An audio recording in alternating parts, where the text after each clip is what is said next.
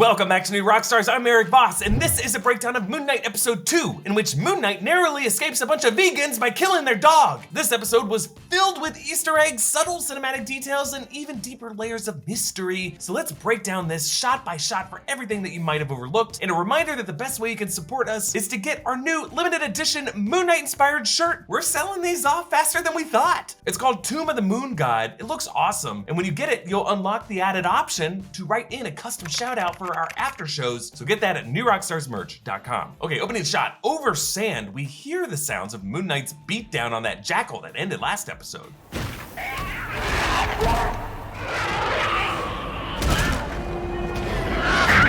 Here it echoes like a nightmare, but we are awake as we hear this because we're staring at the sand around his bed. And the fact that that sand is intact means that someone returned home after that fight and reset the sand. That someone being Marc, if it's now Steven awaking from it thinking it was a dream. So Marc is complicit in keeping Steven in this illusion that he is just sleepwalking. Last episode I pointed out how Steven's inaugural step in that sand compared with Harrow's first step on glass makes Steven more connected to the sands of Egypt, and this episode ends with Marc back in the desert. From sand we begin, and to sand we shall return. But Steven ain't ready to take those steps. He springs out of bed, slips on the sand, stumbles, landing on his face just like he landed in the Alps after Marc had been in control. It seems like Steven is gonna repeatedly land on his face just like this. Also, his foot harness tightens so that now it's like he is being leashed to the bed. What was meant to be a harness for his sleepwalking alter ego is really confining himself. Now, among the stack of books in front of him is one titled Adventures of the Soul, Journeys Through the Physical and the Spiritual Dimensions. This is a real 2014 book by a medium named James Van Praagh about the human soul and how it fits into this life and how it travels into the spiritual realm. So really, Steven isn't totally unfamiliar with a soul's detachment from the physical body. Also, I didn't mention this last episode, but among Steven's textbooks are a book about Asgard, What's Old is New Again, and another one about Wakanda, which we should note worships the panther deity Bast, which is derived from the Egyptian feline deity of Bastet. Steven opens his cabinet mirror to confront Marc.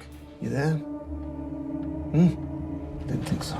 Now, it might just be the way the camera or the cabinet moves, but it does look like his reflection on the far right does turn his head a little independently of how Steven turns his head. Then Steven steps up to London's National Gallery. While production was in Budapest and last week the museum was a Budapest museum, this is actually London's Trafalgar Square. That's Nelson's column to the left with the lions. The double-decker bus that passes is an ad for Made Chandeliers, the Verona light, another Shakespeare reference to Romeo and Juliet in Fair Verona, where in the most famous scene, Romeo compares Juliet to the sun, his Verona light, and begs her to kill the envious moon. In this episode, this Romeo reunites with his Juliet and hopes to end his toxic moon entity. As he enters the museum, the camera tilts, following him until we are upside down, reminding us of my favorite shot last episode when we thought we were right side up looking at a puddle until a leaf proved that we were actually upside down. All of it showing how Steven's self-perception is actually illusory. In JB's security arena, several cameras are pointed at the sarcophagus that Steven showed the girl last episode, and beside that there is a QR code on the wall that actually links to a digital copy of Werewolf by Night number 32, which was the first comic appearance of the Moon Knight character. That same QR code actually shows up this episode on the number 43 locker at the storage facility. Except now Marvel updated the link so that it takes you to Werewolf by Night number 33. So I'm guessing we're gonna see these QR codes in many episodes throughout the season, and they'll just update it with new issues each week. And I think I just put together that Steven's fish's name of Gus might be short for sarcophagus. They watch back the security footage, but there is no jackal. It's just Steven reacting to nothing. Now, Fight Club has been mentioned as an influence, and this seems like a nod to the scene in Fight Club where Edward Norton's character fights Tyler Durden, but later on security footage shows him hitting himself. But if you look closely at this footage, as Steven runs past that column, there's some digital noise on the screen, and if you compare this to last episode, that was right when the jackal hit that surface. So while the jackal is invisible to everyone else, something caused that static. Steven says, There was a dog chasing me like a hound. Oh yeah, Hound of the Baskervilles, was it? Yes, referencing The Hound of the Baskervilles, the third of the 4 Sherlock Holmes novels written by Sir Arthur Conan Doyle, a mystery about a phantom dog plaguing an estate. It was actually really an inherited inheritance scheme. Similar to the hound that chases Steven this episode, if you think about it, really boils down to an inheritance scheme. Arthur Harrow having issues with Khonshu for choosing Marc Spector as an avatar, and Marc Spector not wanting the beneficiary of these abilities to pass on to his wife. And the footage ends with Marc confidently stepping out and staring directly at the camera as if knowing Steven the next day would review this footage. That's not me. The desk in the HR office again gives us a clean reflection of Steven. The HR manager offers therapy. This particular group of doctors has a long-standing relationship with us. But the fact that he doesn't get the police involved, but then some cops who do get involved, these detectives, end up being part of Harrow's cult, makes me wonder if this HR rep is also part of that cult as well. Because he says, But you're not alone. Yeah, it's like part of the problem, isn't it? yes, you're not alone, is as much a threat to Steven. We're always watching for the greater good. The greater good. If you look at this brochure, it shows a woman holding hands with a doctor, which could be a nod to Harrow's Ammit assessment, which does evoke the Scientology auditing process. MT also pointed out on Inside Marvel that the pamphlet is also covered with the logo of a green crescent moon shape, which just could be a sign that even Khonshu and his possession could all be part of Steven's mental health delusions. Steven is forced to give up his name badge, a name that even JB never committed to memory, foreshadowing how this episode ends with Steven surrendering his Steven identity to his Marc Spector identity. His gold-painted friend Crawley, again his homeless friend from the comics, never moves a muscle until Steven hugs him and Crawley side-eyes him. Just a little example of something tricky happening just outside of Steven's perception. Now, in addition to the QR code detail, the locker number 43 could be a nod to Moon Knight number 43, in which Moon Knight faces Seth Falcon, a villain who drains a person's life, similar to the way Arthur Harrow does in the series. The walls of Marc's storage unit are reflective, but noticeably cloudier than the other reflective surfaces we've seen on the show. Maybe a safeguard put in place by Marc so that when he was in this room, he wouldn't accidentally see Steven's eyes and accidentally surrender control back to him. Steven finds Marc's pistol and stacks of foreign currency. The red 100 notes are Chinese yuan, making me wonder what reason Marc might have needed to go to China or interact with Chinese buyers. Maybe a deal with the 10 rings. Marc's American passport lists his birthday as March 9th, 1987. Oscar Isaac's real life birthday is March 9th, but the year 1979, because Hollywood subtracts 8 years for men, but then adds 16 for women. The issue date is December 14th, 2018, which means that Marc got his passport during the blip, which started in May 2018 of the MCU timeline, confirming that Marc was not dusted during those 5 years. Steven finds the golden scarab, which hovers over his palm. I'd say you're a compass, but you're not pointing north. Yeah, this compass would presumably point toward Egypt, which is southeast of the UK. Worth noting that this would also be the general compass heading for Mecca, which Muslims around the world pray in the direction of throughout the day. In this case, the scarab also points directly at Marc's reflection. Steven snaps at him. Look, I don't care how bloody handsome you are. Tell me what it is you are. Yeah, gotta love the meta joke for Oscar Isaac there. But for Steven, he sees handsomeness as a factor of confidence, something he doesn't have. Thus, he's unable to see his own good looks. Marc explains, I serve Khonshu. I'm his avatar, which means you are too, sort of. We protect the vulnerable and deliver Khonshu's justice to those who hurt them. Marc pauses before using the word justice, as if intentionally drawing a comparison between Khonshu's justice after damage was done, between that and Ammit's judgment before any sins were committed, a distinction that Steven later levies against Harrow. Steven looks at the gun. Now give me the body.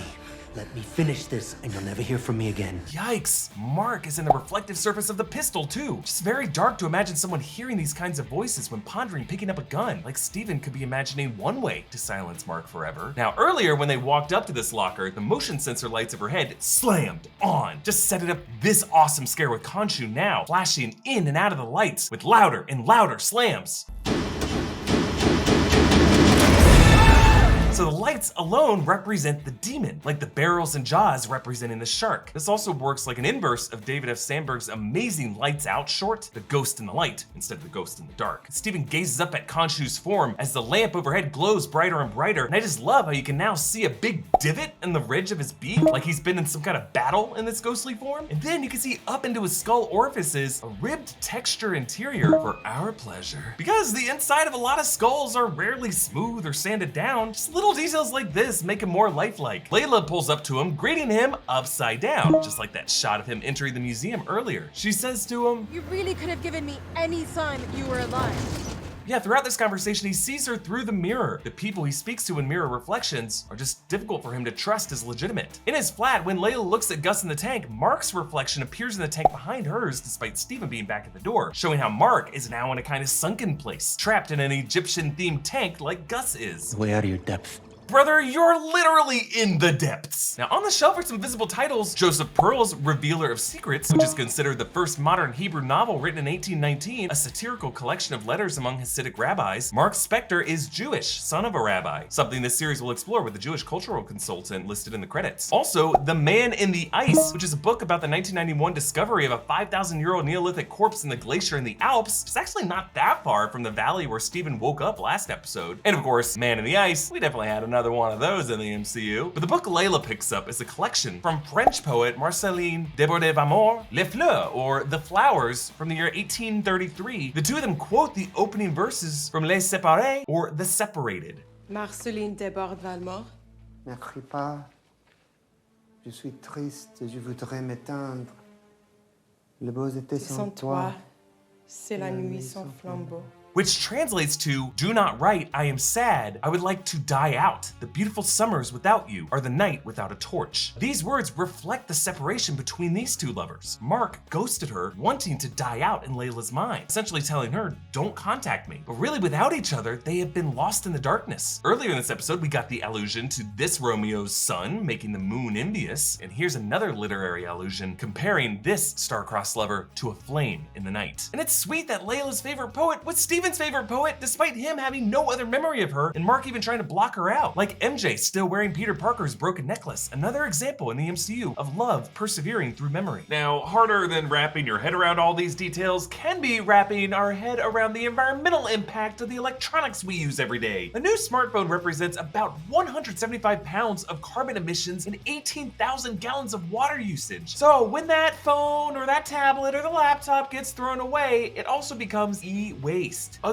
great way to keep toxic e-waste out of landfills is by purchasing renewed electronics, and our friends at Back Market have built an amazing marketplace that offers expertly renewed smartphones, laptops, and other tech for a fraction of the normal cost. I've been using this amazing 2020 rose gold iPad Air from Back Market. I love it. It looks brand new. It costs way less than buying new, and it didn't turn into e-waste. That is a sweet tablet. Every purchase comes with a 1-year warranty, 30 days to change your mind, and free standard shipping. Plus, with Back Market's new buyback program, you can also sell your old tech for cash. Use code Rockstar and save $20 on your first purchase of expertly renewed tech before April 21st. So break up with new tech and find your next device at backmarket.com. That's Back Market, not Black Market. When Layla finds a scarab and confirms it does point to Ammit's tomb, on the table beside Steven, a little gator or a croc statue, Ammit ready to devour him. Then the detectives knock at the door.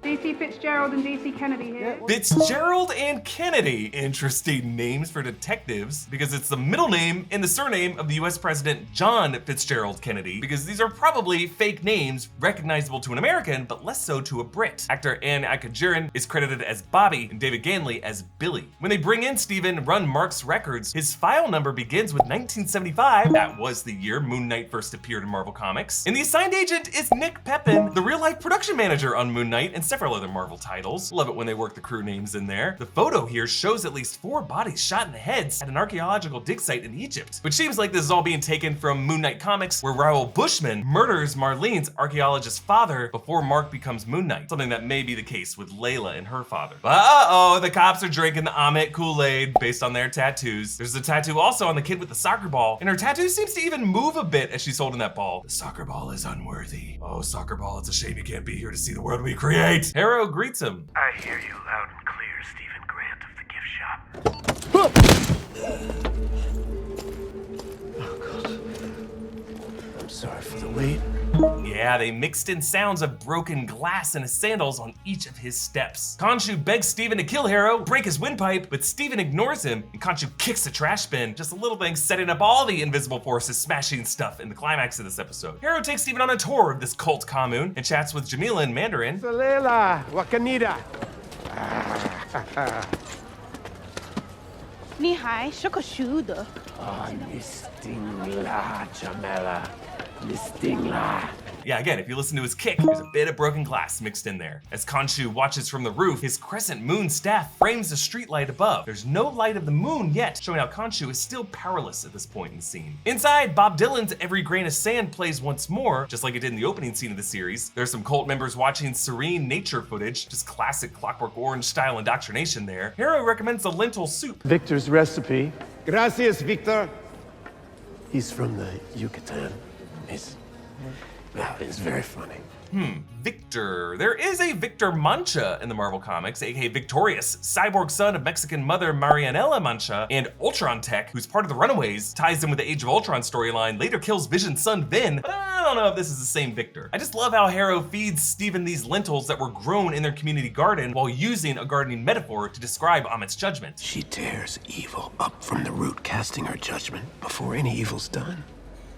That's why we must resurrect her. Almost as if he's saying, you're enjoying our garden, trust the gardener. But Steven rightfully counters. If Ammit judges people pre-evil, like before the fact, then isn't she judging an innocent person? A thought can't be evil, can it? I think about killing my boss all the time, but I wouldn't actually do it. What about a child?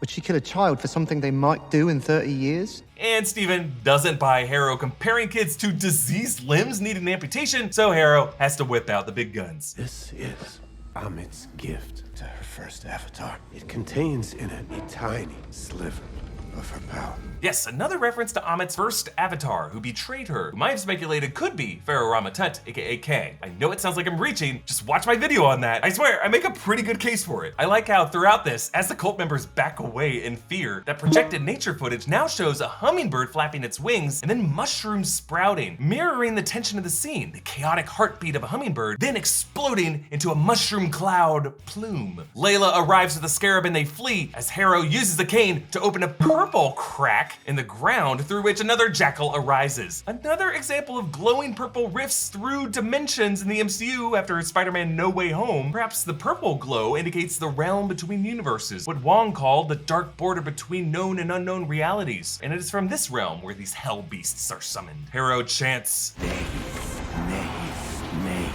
and on his staff, those crocodile eyes of Ammit glow purple. The jackal knocks Steven out the window. This is likely the moment he loses the scarab, considering his jacket billows up.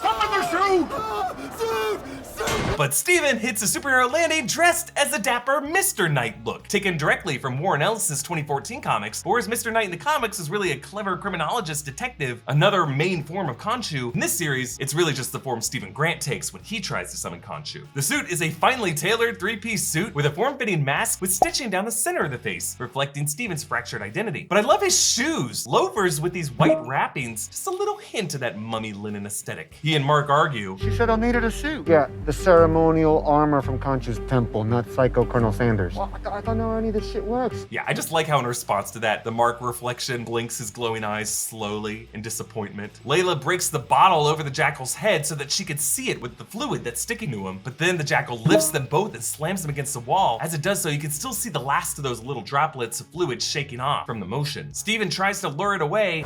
Like a butterfly, sting like a bee. He's quoting Muhammad Ali, not realizing that the second half of that line was, his hands can't hit what his eyes don't see. Ironic, since he is trying to fight something invisible to everyone else. Also worth noting that Mark in the comics had a past as a boxer. Steven instead says, My name's Steven with a V.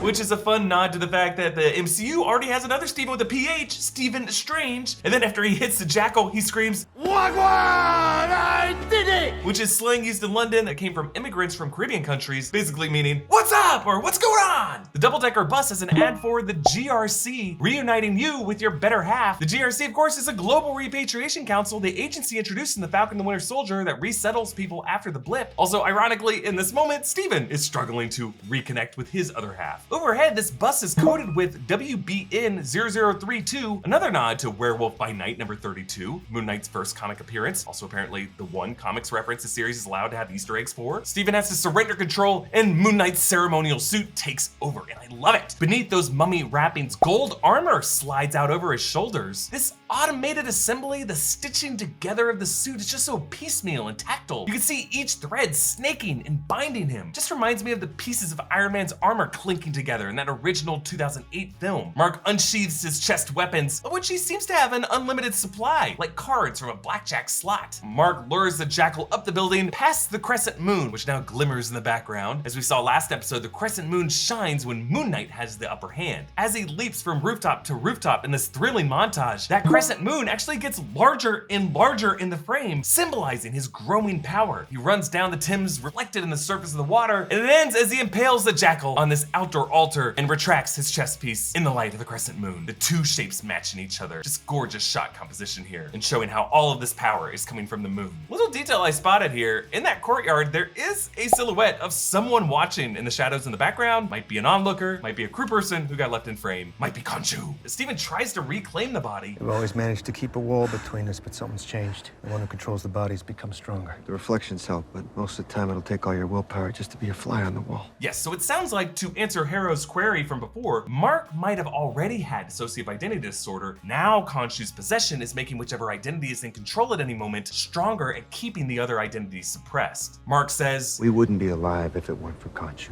And my servitude is the price that I pay. So yes, it sounds like they are adapting Marc Spector's origin from the comics, that Marc was dying when he came across Khonshu's tomb, and that's when he got possessed. But Steven, now bolder and angrier, as one of those suppressed voices really gets under Marc's skin. Just shut up. Stop it. Moment. Steven, shut up. I promise.